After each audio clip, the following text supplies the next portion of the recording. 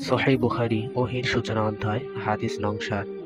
আব্দুল্লাহ ইবনু আব্বাস রাদিয়াল্লাহু তাআলা আনহু থেকে বর্ণিত, আবু সুফিয়ান ইবনু হরব তাকে বলেছেন, রাজা হিরাক্লিয়াস একদা তার নিকট লোক প্রেরণ করলেন। তিনি তখন ব্যবসা উপলক্ষে কুরাইশদের কাফেলায় সিরিয়ায় গিয়েছিলেন। আল্লাহর রাসূল সাল্লাল্লাহু আলাইহি ওয়াসাল্লাম সে সময় আবু সুফিয়ান ও কুরাইশদের সঙ্গে নির্দিষ্ট সময়ের জন্য সন্ধিতে আবদ্ধ ছিলেন। আবু সুফিয়ান তার সাথীসহ হিরাক্লিয়াসের নিকট আসলেন, দোভাষীকে ডাকলেন, অতঃপর জিজ্ঞেস করলেন, এই যে ব্যক্তি নিজেকে নবী বলে দাবি করে, তোমাদের মাঝে বংশের দিক হতে তার সবচেয়ে নিকটাত্মীয় কে? আবু সুফিয়ান বললেন, আমি বললাম, বংশের দিক দিয়ে আমি তার নিকটাত্মীয়। তিনি বললেন, তাকে আমার অতি নিকটে আনো এবং তার সাথীদেরকেও তার পিছনে বসিয়ে দাও। অতঃপর তার দোভাষীকে বললেন, তাদের বলে দাও আমি এর নিকট সে ব্যক্তি সম্পর্কে কিছু জিজ্ঞেস করব। যদি সে আমার নিকট মিথ্যা বলে তখন সঙ্গে সঙ্গে তোমরা তাকে মিথ্যুক বলবে। আবু সুফিয়ান বললেন, আল্লাহর কসম, আমার যদি এ লজ্জা না থাকতো যে তারা আমাকে মিথ্যাবাদী বলে প্রচার করবে, তবে আমি অবশ্যই তার সম্পর্কে মিথ্যা বলতাম। অতঃপর তিনি তার সম্পর্কে আমাকে সর্বপ্রথম যে প্রশ্ন করলেন তা হলো, বংশমর্যাদার দিক দিয়ে তোমাদের মধ্যে সে কিরূপ? আমি বললাম, তিনি আমাদের মধ্যে খুবই সম্ভ্রান্ত বংশের। তিনি বললেন, তোমাদের মধ্যে এর পূর্বে আর কখনো কি কেউ এরূপ কথা বলেছে? আমি বললাম, না। তিনি বললেন, তার পূর্বপুরুষদের মধ্যে কেউ কি বাদশা ছিলেন? আমি বললাম, না। তিনি বললেন, সম্ভ্রান্ত মর্যাদাবান শ্রেণীর লোকেরা তার অনুসরণ করে নাকি দুর্বল লোকেরা? আমি বললাম, দুর্বল লোকেরা। তিনি বললেন, তাদের সংখ্যা কি বাড়ছে না কমছে? আমি বললাম, তারা বেড়েই চলেছে।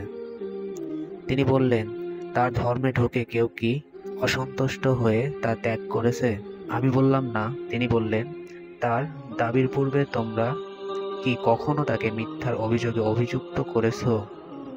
আমি বললাম, না। তিনি বললেন, তিনি কি সন্ধি ভঙ্গ করেন?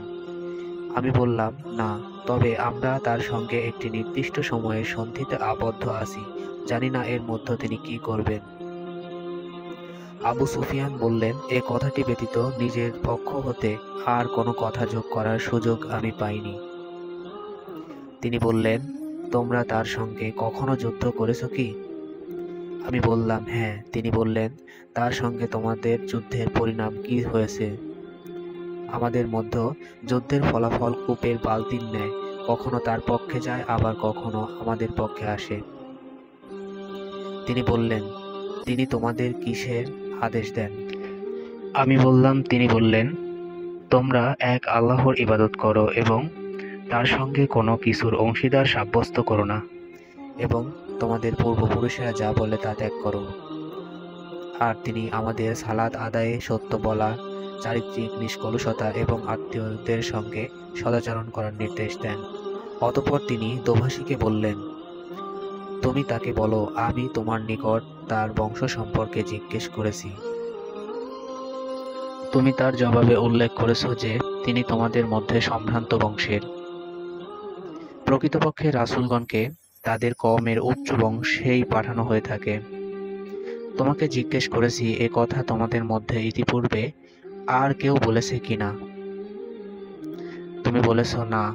তাই আমি বলছি, পূর্বে যদি কেউ এরূপ বলতো তবে আমি অবশ্যই বলতাম, ইনি এমন এক ব্যক্তি যিনি তার পূর্বসূরির কথাই অনুসরণ করছেন। আমি তোমাকে জিজ্ঞেস করেছি তার পূর্বপুরুষদের মধ্যে কোনো বাদশাহ ছিলেন কিনা? তুমি তার জবাবে বলেছ না। তাই আমি বলছি যে তার পূর্বপুরুষের মধ্যে যদি কোনো বাদশাহ থাকতেন, তবে আমি বলতাম, ইনি এমন এক ব্যক্তি যিনি তার বাপ-দাদার বাদশাহী ফিরে পেতে চান। আমি তোমাকে জিজ্ঞেস করেছি এর পূর্বে কখনো তোমরা তাকে মিথ্যার অভিযোগে অভিযুক্ত করেছো কিনা? তুমি বলেছ না। এতে আমি বুঝলাম এমনটি হতে পারে না যে কেউ মানুষের ব্যাপারে মিথ্যা পরিত্যাগ করবে আর আল্লাহর ব্যাপারে মিথ্যা বলবে। আমি তোমাকে জিজ্ঞেস করেছি সম্ভ্রান্ত লোক তার অনুসরণ করে না সাধারণ লোক? তুমি বলেছ সাধারণ লোক তার অনুসরণ করে। আর বাস্তবেও এই শ্রেণীর লোকেরাই হন রাসূলগণের অনুসারী। আমি তোমাকে জিজ্ঞেস করেছি, তারা সংখ্যায় বাড়ছে না কমছে, তুমি বলেছ বাড়ছে। প্রকৃতপক্ষে ঈমানের পূর্ণতা লাভ করা পর্যন্ত এরকমই হয়ে থাকে। আমি তোমাকে জিজ্ঞেস করেছি, তার দ্বীনে প্রবেশ করে কেউ কি অসন্তুষ্ট হয়ে তা ত্যাগ করে, তুমি বলেছ না। ঈমানের স্নিগ্ধতা অন্তরের সঙ্গে মিশে গেলে ঈমান এর উপরই হয়। আমি তোমাকে জিজ্ঞেস করেছি, তিনি সন্ধি ভঙ্গ করেন কিনা, তুমি বলেছ না। প্রকৃতপক্ষে রাসূলগণ এরূপ সন্ধি ভঙ্গ করেন না। কিসের আদেশ দেন, তুমি বলেছ, তিনি তোমাদেরকে এক আল্লাহর বন্দেগী করা ও তার সঙ্গে কোনো কিছুর অংশীদার স্থাপন না করার নির্দেশ দেন। তিনি তোমাদের নিষেধ করেন মূর্তি পূজা করতে, আর তোমাদের আদেশ করেন সালাত আদায় করতে, সত্য বলতে ও সচ্চরিত্র থাকতে। তুমি যা বলেছ তা যদি সত্য হয় তবে শীঘ্রই তিনি আমার দু পায়ের নিচে জায়গার অধিকারী হবেন। আমি নিশ্চিত জানতাম তার আবির্ভাব হবে, কিন্তু তিনি যে তোমাদের মধ্য হতে হবেন এ কথা ভাবতে পারিনি। যদি জানতাম আমি তার নিকট পৌঁছতে পারব, তার সঙ্গে সাক্ষাৎ করার জন্য আমি যে কোনো কষ্ট সহ্য করে নিতাম। আর আমি যদি তার নিকট থাকতাম তবে অবশ্যই তার দুখানা পা ধৌত করে দিতাম। অতঃপর তিনি আল্লাহ রাসূল সাল্লাল্লাহু আলাইহি ওয়াসাল্লাম এর সেই পত্রখানি আনার নির্দেশ দিলেন, যা তিনি দিহিয়াতুল কলবি রাদিয়াল্লাহু তাআলা আনহুকে দিয়ে বসরার শাসকের মাধ্যমে হিরাক্লিয়াসের নিকট প্রেরণ করেছিলেন। তিনি তা পড়লেন। তাতে লেখা ছিল, বিসমিল্লাহির রহমানির রহিম, পরম করুণাময় দয়ালু আল্লাহর নামে। আল্লাহর বান্দা ও তার রাসূল মুহাম্মদ সাল্লাল্লাহু আলাইহি ওয়াসাল্লাম এর পক্ষ হতে রোম সম্রাট হিরাক্লিয়াসের প্রতি শান্তি বর্ষিত হোক, তার প্রতি যে হিদায়াতের অনুসরণ করে। অতঃপর আমি আপনাকে ইসলামের দাওয়াত দিচ্ছি। ইসলাম গ্রহণ করুন, শান্তিতে থাকুন, আল্লাহ আপনাকে দ্বিগুণ প্রতিদান দান করবেন। আর যদি মুখ ফিরিয়ে নেন তবে সকল প্রজার পাপই আপনার ওপর বর্তাবে। হে আহলে কিতাব, এসো সে কথায় যা আমাদের ও তোমাদের মধ্যে এক ও অভিন্ন। তা হলো, আমরা যেন আল্লাহ ছাড়া অন্য কারো ইবাদত না করি, কোনো কিছুতেই যেন তার শরীক সাব্যস্ত না করি, এবং আমাদের কেউ যেন কাউকে পালনকর্তা রূপে গ্রহণ না করে আল্লাহকে ত্যাগ করে। যদি তারা মুখ ফিরিয়ে নেয় তবে তোমরা বলো, তোমরা সাক্ষী থাকো, আমরা তো মুসলমান।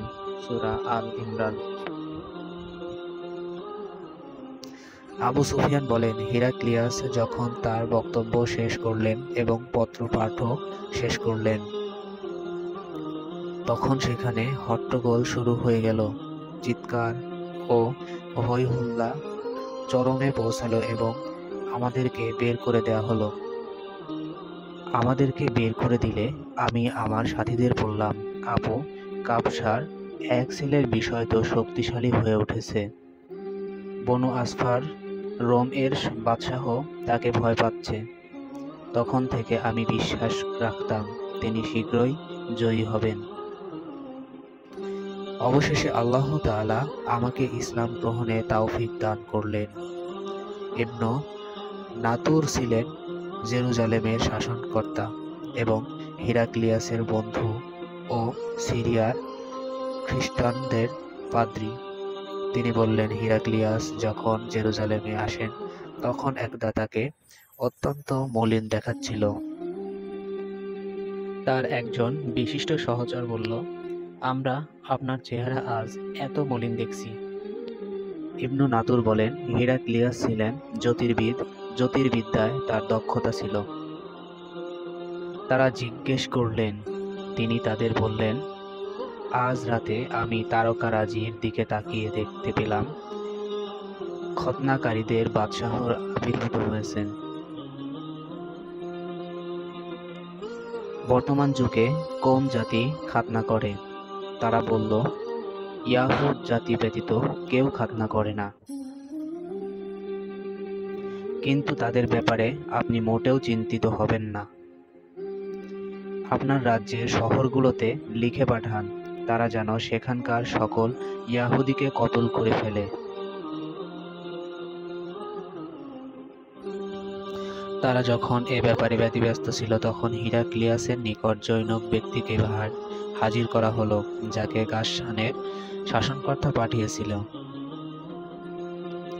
সে আল্লাহ রাসূল সাল্লাল্লাহু আলাইহি ওয়াসাল্লাম সম্পর্কে খবর দিচ্ছিল।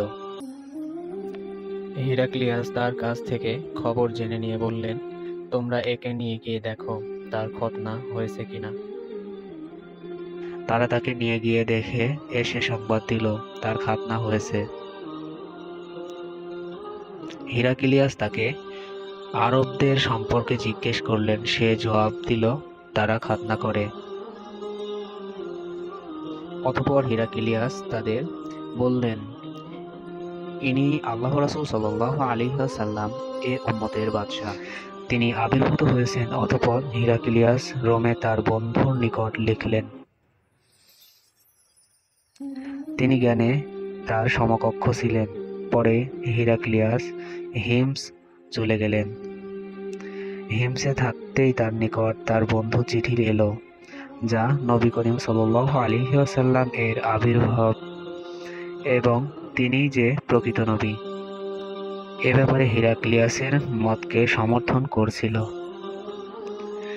তারপর হিরাক্লিয়াস তার হিমসের প্রাসাদে রোমের নেতৃস্থানীয় ব্যক্তিদের ডাকলেন এবং প্রাসাদের সকল দরজা বন্ধ করার আদেশ দিলেন। দরজা বন্ধ করা হলো। অতঃপর তিনি সম্মুখে এসে বললেন, হে রোমের অধিবাসী, তোমরা কি মঙ্গল, হেদায়াত এবং তোমাদের রাষ্ট্রের স্থায়িত্ব চাও? তাহলে এই নবীর বায়াত গ্রহণ করো। এ কথা শুনে তারা বন্য গাধার ন্যায় দ্রুত নিঃশ্বাস ফেলতে ফেলতে দরজার দিকে ছুটল, কিন্তু তারা তা বন্ধ দেখতে পেল। হিরাক্লিয়াস যখন তাদের অনীহা লক্ষ্য করলেন এবং তাদের ঈমান থেকে নিরাশ হয়ে গেলেন, তখন বললেন, ওদের আমার নিকট ফিরিয়ে আনো। তিনি বললেন, আমি একটু পূর্বে যে কথা বলেছি তা দিয়ে তোমরা তোমাদের দ্বীনের ওপর কতটুকু অটল কেবল তার পরীক্ষা করেছিলাম। এখন তা দেখে নিলাম। শুনে তারা তাকে সাজদা করল এবং তার প্রতি সন্তুষ্ট হলো। এটাই ছিল হিরাক্লিয়াসের সর্বশেষ অবস্থা। আবু আব্দুল্লাহ বুখারী রাহমাতুল্লাহি আলাইহি ওয়াসাল্লাম বলেন, সালিহ ইবনু কায়সান রহমতুল্লাহি আলাইহি, ইউনুস রহমতুল্লাহি আলাইহি ও মামার রহমতুল্লাহি আলাইহি এ হাদিস জুহরি রহমতুল্লাহি আলাইহি ওয়াসাল্লাম থেকে রিওয়ায়াত করেছেন।